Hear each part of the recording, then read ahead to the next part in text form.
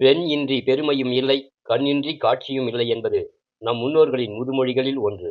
அத்தகைய பெண்களின் சாதனைகளை கொண்டாடும் நாளாகவும், சமத்துவத்திற்காக அவர்களின் உரிமைகளை வலியுறுத்தும் நாளாகவும் சர்வதேச மகளிர் தினம் ஒவ்வொரு ஆண்டும் மார்ச் 8ஆம் தேதி கொண்டாடப்பட்டு வருகிறது.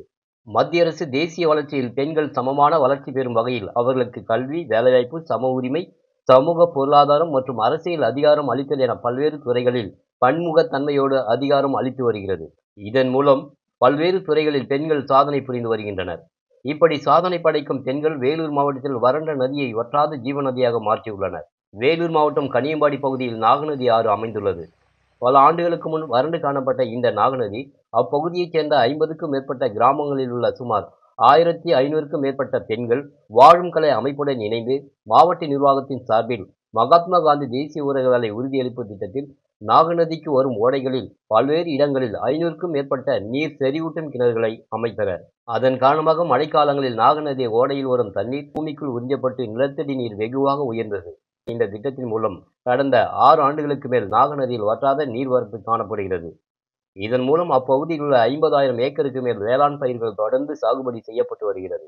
வறண்டு காணப்பட்ட நதியை வற்றாத ஜீவநதியாக மாற்றிய இப்பகுதி பெண்களின் சாதனைகளை பாரத பிரதமர் நரேந்திர மோடி தன்னுடைய மனதின் குரல் நிகழ்ச்சி மூலம் 3 முறை பாராட்டு தெரிவித்துள்ளார். நாகநதி புனரமைப்பு பணியில் ஈடுபட்ட பெண்கள் கூறும்பொழுது, செறிவூரும் கிணறு வெட்டி நாகநதி மூலமாக வட்டார தண்ணீர் குடிநீர், இப்போ குடிநீர்லாம் எல்லாமே பரவாயில்ல.